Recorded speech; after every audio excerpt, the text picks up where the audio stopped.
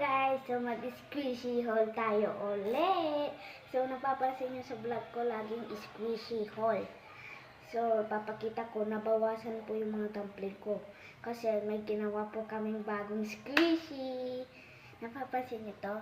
Ibabakam ko po sandali guys. Yun po yung bago po namin squishy. Akin na po to kasi binigay na ng ate ko.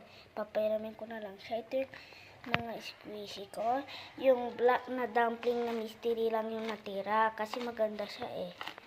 Tapos butas na rin yung mga gold ko. Kaya ito na lang. Ito guys, may squishy tayong blueberry na butter. Bagong color. Ngayon lang po namin ito ginawa. Napapansin nyo ba guys? Ito squishy haul. Ayan po yung tunog niya. I-frat cam ko na guys. Ito na po yung frat cam guys. So, ito po yung namin. Blueberry flavor na butter. Napapansin nyo po ba? Pero squishy haul. Blueberry na butter guys. Narinig niyo po ba yung sound? Tignan niyo po yung tunog niya. Yan po yun. So, isusunod natin naman ay yung napakita ko na sa inyo din to, yung butter ko. Yung slow rising. Ito guys, slow rising din siya. Ito rin slow rising. Pero yung isang squishy ko, hindi slow rising, plus fast rising. Ito po yun guys. Ito yung tunog niya guys.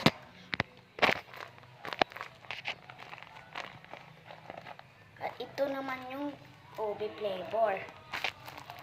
Ayan po yung tunog niya guys. Fast rising rin po siya.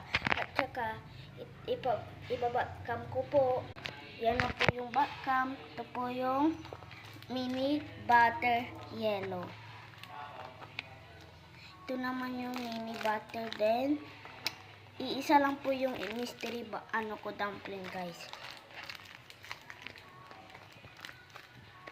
Ito naman yung mystery dumpling.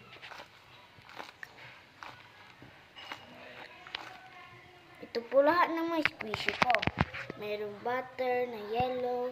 Ang flavor nito is real butter. Ito naman blueberry butter. Ito naman ube butter. Ito lahat ng mga squishy ko guys. Sana i-subscribe niyo ako. Wait.